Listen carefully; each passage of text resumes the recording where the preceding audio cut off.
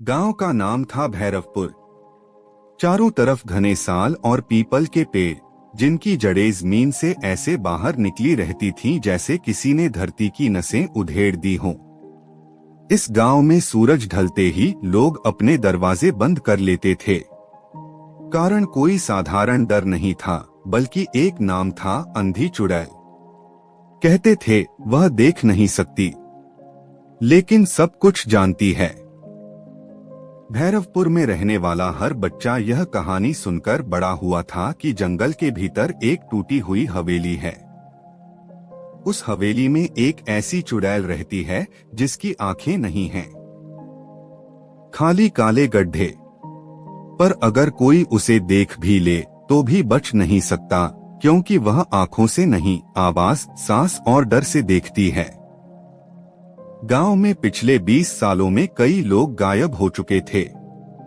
कभी लकड़हारे, कभी चरवाहे, कभी रास्ता भटकते मुसाफिर। सबका आखिरी निशान जंगल की उसी ओर जाता था। रवि जब इस गांव में आया तो उसे इन बातों पर हंसी आई। वह शहर से आया था, पढ़ा लिखा, तर्क पर भरोसा करने वाला। उसके पिता को यहाँ का स्कूल संभालने की नौकरी मिली थी।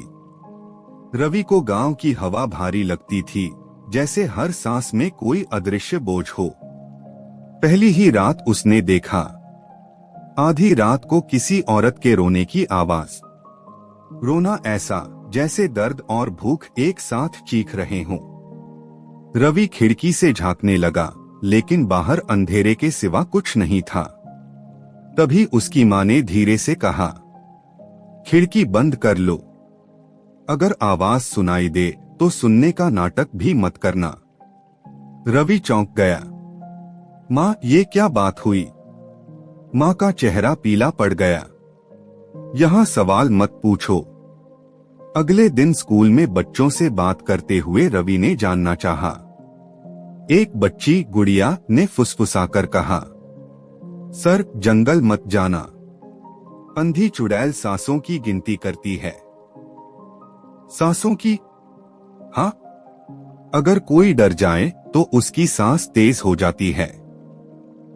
वही उसकी आंखें हैं। रवि ने हंसने की कोशिश की, लेकिन गुड़िया की आंखों में डर सच्चा था। कुछ दिन बाद गांव में एक और घटना हुई।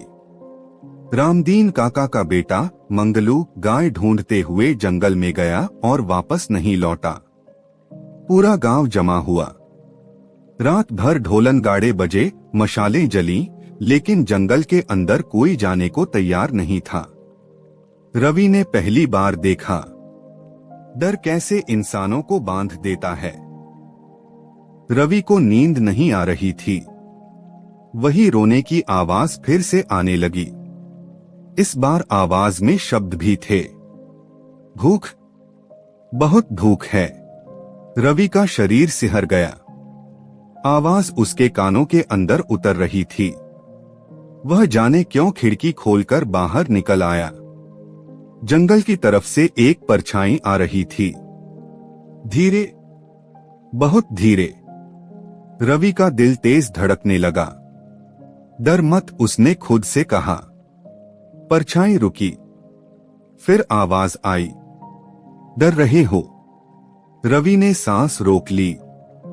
परछाई मुस्कुराई, तुम्हारी सांस बता रही है।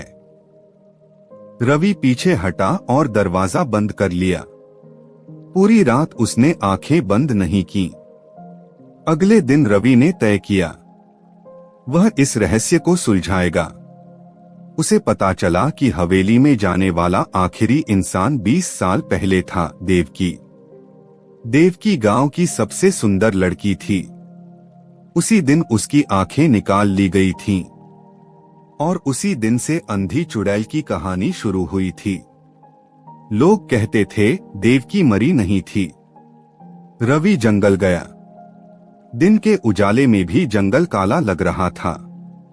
हवेली सामने थी, टूटी दीवारें, झूलता दरवाजा और अंदर से आती सड़ांध। अंदर कदम रखते ही किसी ने कहा, इतनी देर लगा दी। रवि का खून जम गया।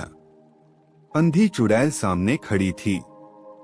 खाली आंखें, चेहरा सूखा हुआ, होठों पर खून।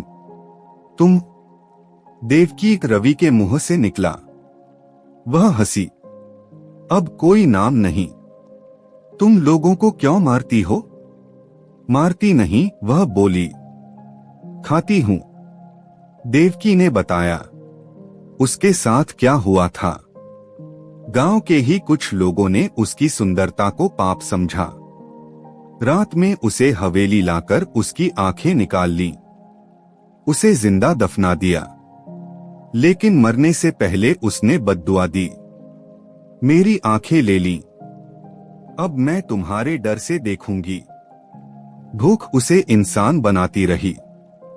डर उसका भोजन था। रवि कांप रहा था। तो तुम चाहती क्या हो? सच, वह बोली। सच सबको पता चले। अचानक हवेली के बाहर गांव वाले आ गए। मशालें, लाठियां। देवकी ने कहा, अब देखो कौन डरता है। लोगों की सांसें तेज हो गईं। चीखें गूंजने लगीं। अंधी चुड़ैल हंसने लगी। एक एक करके लोग गिरने लगे। जिनके दिल में अपराध था वे मरते गए। रवि जिंदा रहा। सुबह जंगल में लाशें थीं। हवेली राख बन चुकी थी। गांव में फिर कभी कोई गायब नहीं हुआ। लेकिन आज भी अगर कोई रात में डर जाए तो किसी के कान में फुसफुसाहट होती है। मैं अंधी हूं, पर तुम्हारा डर मुझे सब दिखा देता है।